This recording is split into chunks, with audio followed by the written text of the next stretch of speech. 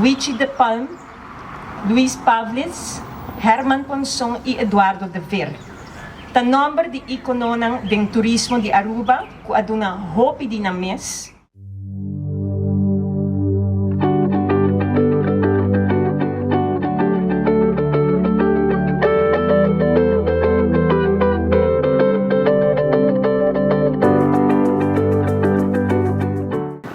Turismo sofre hopi den anya 2020 e anya 2021 pa motivo de pandemia. Nós temos setback, caminho nos sabay de quase 200,000 turistas de stay over com turismo cruzeiro para Luna, para zero turista, ora nos acera nos fronteira ng den Luna de Mar 2020.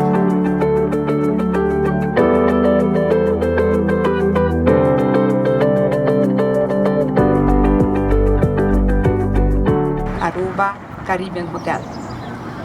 Ela pira e carci di invitação internacional di Aruba para invitar turistas fora de América, fora de Europa, fora de inteiro mundo, para vir passar na vacação riba nos islas.